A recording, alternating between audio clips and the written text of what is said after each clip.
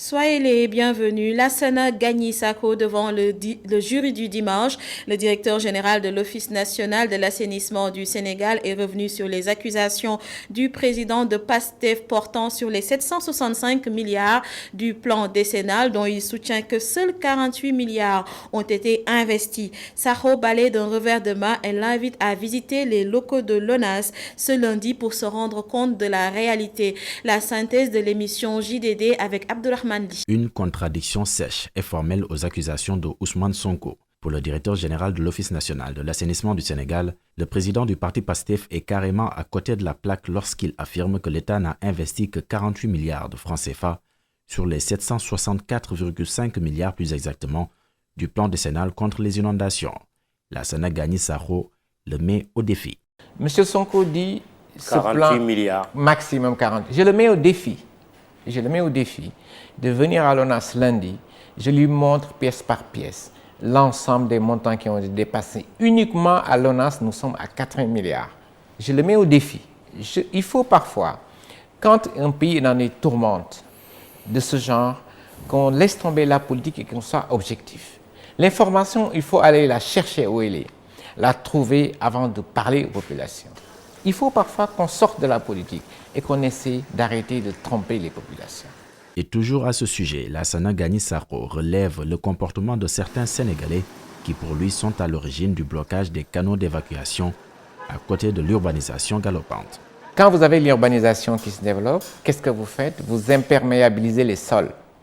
Quand vous imperméabilisez les sols, vous ne permettez plus à l'eau de circuler. En 1980, quand on avait des pluies, 80% des eaux, je dis bien 80% des eaux allaient à l'infiltration dans le sol et il n'y avait que 20% qui ruisselaient.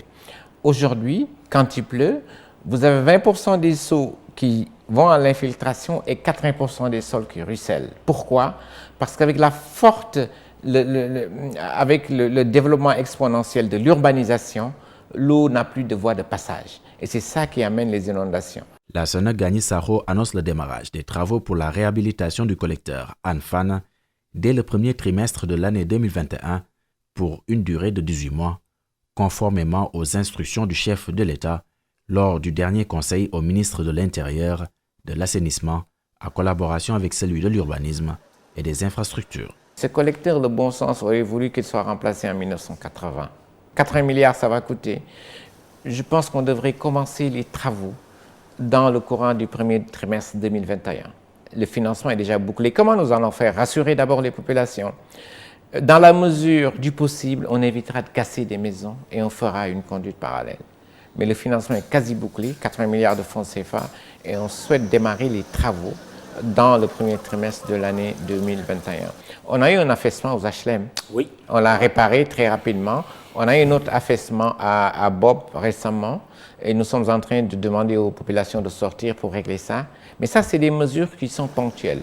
La mesure structurelle, c'est arriver à travailler sur tout le collecteur Anfan et comme ça, on n'en parle plus. Le directeur général de l'ONAS, Lassana Gagny-Sako, dans son face-à-face avec Mamoudou Ibra Kane, révèle également l'instauration d'une nouvelle taxe sur les immeubles pour financer de nouveaux systèmes d'assainissement au Point E, à Fan Résidence et aux Almadies. C'est une situation et un phénomène peu habituel que vivent les populations dans plusieurs quartiers de Kolda. La localité n'a pas enregistré de pluie exceptionnelle ces dernières 72 heures. Pourtant, des maisons demeurent conquises par les eaux. À l'origine du paradoxe, plutôt, la nappe phréatique qui refoule l'eau. Ces quartiers sont dépourvus de tout système d'assainissement, notamment d'ouvrages de drainage des eaux pluviales. Reportage Seydou Diata. Des routes impraticables, des maisons qui s'affaissent, le sol qui vomit de l'eau en permanence jusqu'à l'intérieur des chambres. Dans cette partie sud de la commune de Kolda, les habitants semblent désormais se résigner à vivre et mener leurs activités quotidiennes les pieds dans l'eau. Vous voyez l'eau qui est là, ça ne bouge même pas. La nappe phréatique est déjà pleine, donc l'eau ne rentre pas et c'est la nappe maintenant qui refoule. Présentement, bon, en fait, il n'y a pas de véhicules qui entrent. Même pour les motos, c'est impossible. Quasiment, la population ne sort pas parce qu'il y a de l'eau partout. Le quartier Sintian souffre. Ils ont des problèmes. Regardez l'état de la route. Donc ces gens-là aujourd'hui, s'ils ont des problèmes d'évacuation, ils auront d'énormes problèmes pour juste évacuer leurs malades et ils auront aussi d'énormes problèmes pour sortir. Le constat est amer. Aujourd'hui, les gens sont en train de crier Corona, Corona. Mais la situation que nous vivons aujourd'hui est plus grave que le Corona. La presque totalité des quartiers conquis par les eaux sont généralement dépourvus de système de drainage des eaux pluviales. La gestion des Promovilles est une fois de plus décriée par tous. C'est un quartier qui est complètement oublié. Il n'y a pas de passage de l'eau. Il n'y a pas de passage de l'eau. Il y a zéro assainissement, il y a zéro canalisation. Et toutes les rues sont inondées aujourd'hui.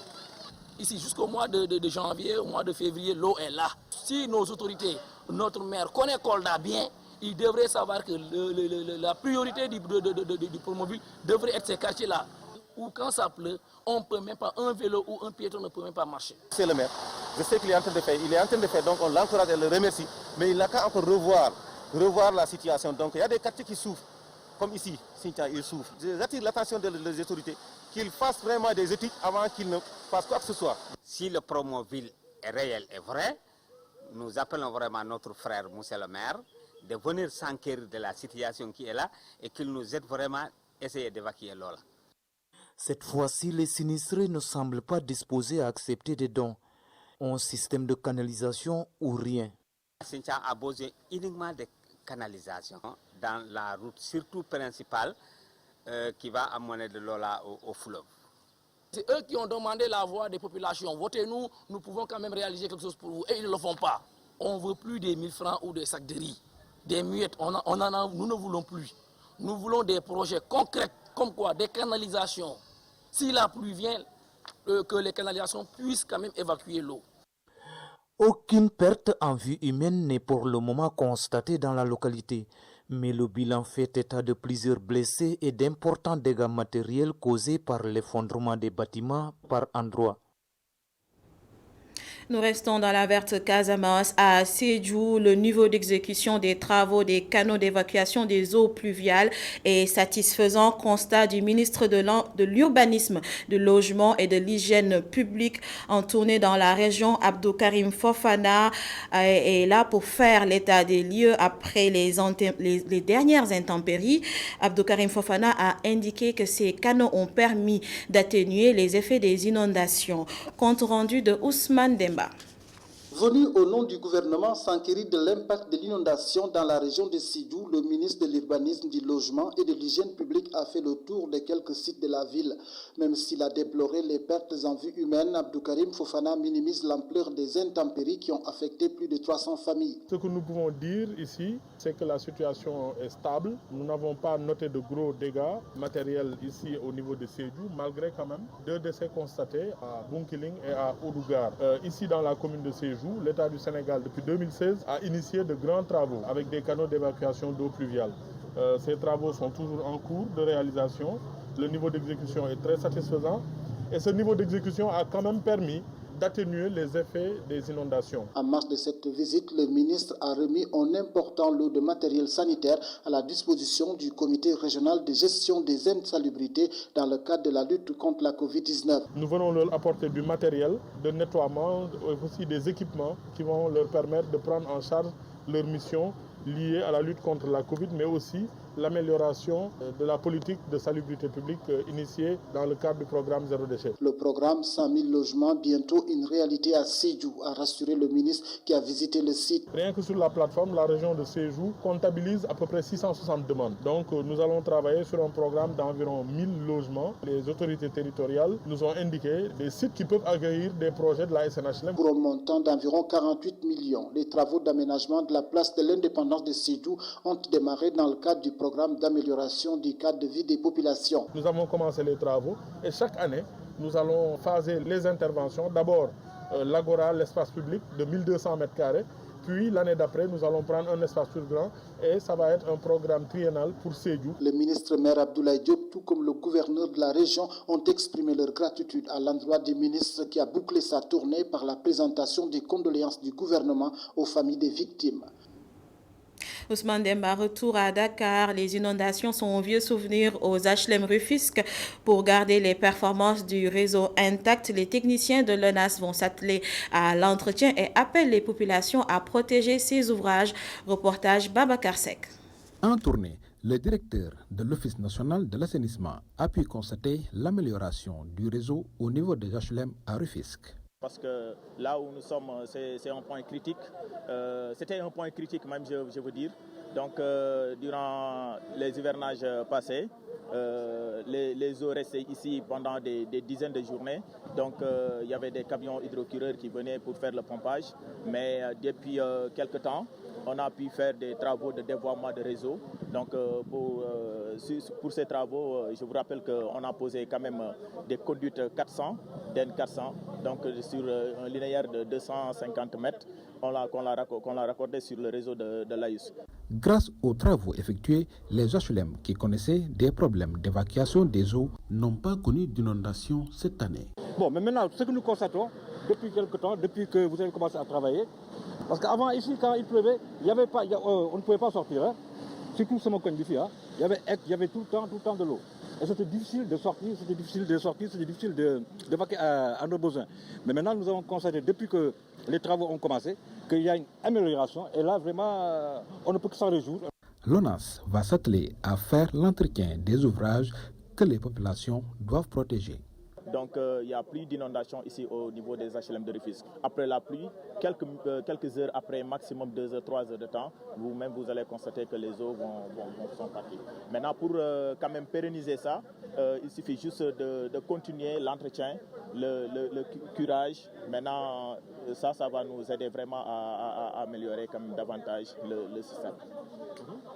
Les opérations pré-hivernales ont porté leurs fruits aux HLM et dans le centre-ville de Rufisque. Reste à raccorder au réseau les quartiers qui ne bénéficient pas encore de branchement à l'égout.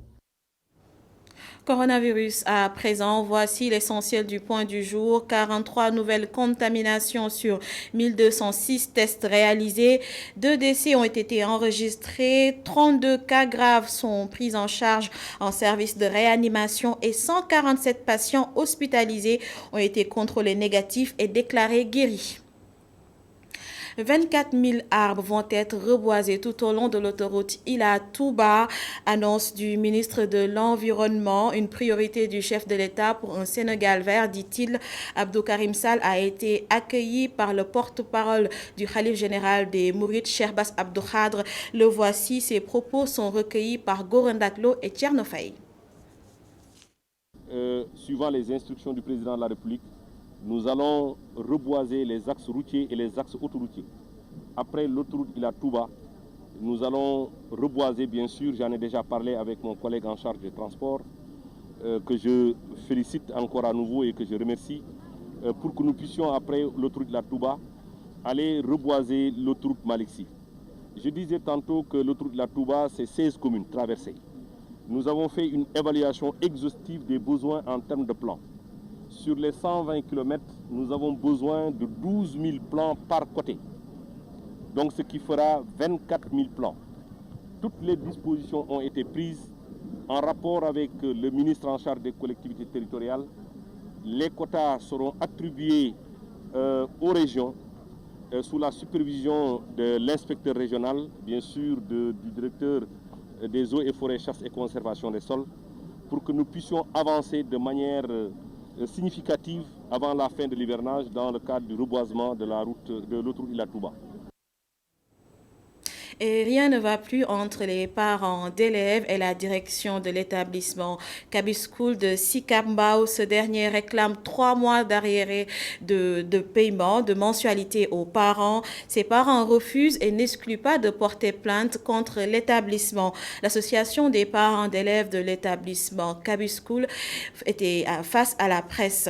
Le compte rendu de Mamadou Lamine Fati. Entre les parents d'élèves et les responsables des écoles privées, il n'y a toujours pas d'entente concernant le paiement des élèves durant les vacances imposées par la Covid-19.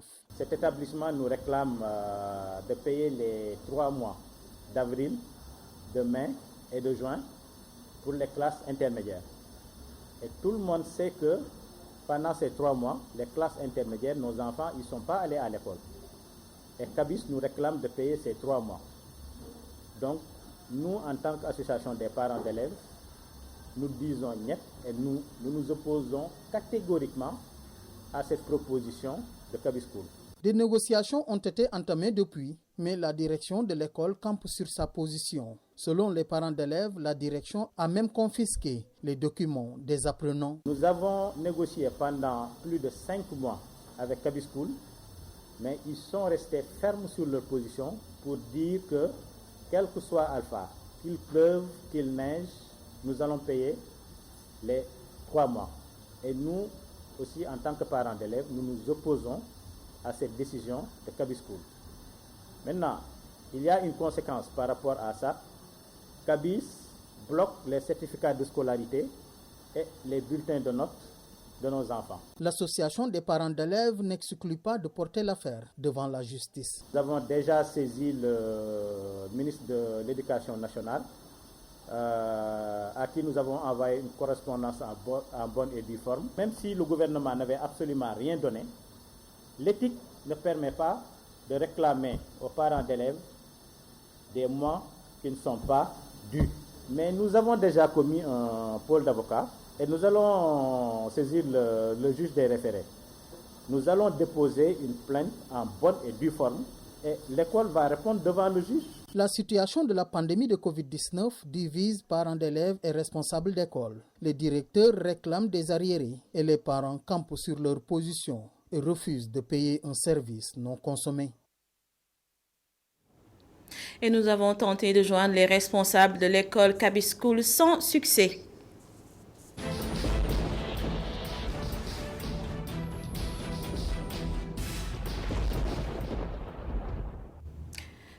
Le week-end dernier, le Sénégal a enregistré 124 mm de pluie en juste 7 heures. L'équivalent d'une saison des pluies est tombé dans notre pays, causant des inondations sans précédent. Du Sénégal à l'Éthiopie, ces scènes d'inondations sont devenues de plus en plus récurrentes et violentes, ce qui nous amène à questionner leur lien avec le changement climatique. Le récit de Mustapha Gabardio. Suivant la loi de Clausius-Clapeyron, plus l'air est chaud, plus il peut contenir de vapeur d'eau. Dans le contexte de réchauffement climatique, les épisodes de pluie extrêmes devraient donc s'intensifier à cause de la quantité d'eau disponible dans l'atmosphère. Le changement climatique a ainsi pour conséquence l'augmentation de la densité des précipitations. À cela s'ajoute la fonte des glaciers, la montée du niveau des mers, l'augmentation de la fréquence et la puissance des ouragans et des tempêtes. De plus en plus d'inondations submergent des zones habitables ou des territoires entiers. Elles sont responsables de 40% des catastrophes naturelles dans le monde, avec leur lot de victimes. Selon une étude allemande, les inondations risquent de s'intensifier durant les 25 prochaines années si les mesures de lutte contre le réchauffement climatique prises au niveau international s'avèrent insuffisantes. Elles sont déjà à l'origine de nombreuses destructions matérielles. L'accès à l'eau potable peut alors devenir problématique et les épidémies de maladies liées à l'insalubrité de l'eau peuvent se développer. Pour y remédier, les scientifiques suggèrent la préservation des mangroves dans les zones tropicales, la limitation des constructions en zones inondables, des aménagements divers pour maîtriser le ruissellement de l'eau, comme des bassins de rétention ou le drainage des terres. Ils recommandent également la construction de barrages pour retenir ou dévier les volumes d'eau d'une rivière, l'augmentation de la capacité d'évacuation des eaux et la prévision météorologique des précipitations et des intempéries.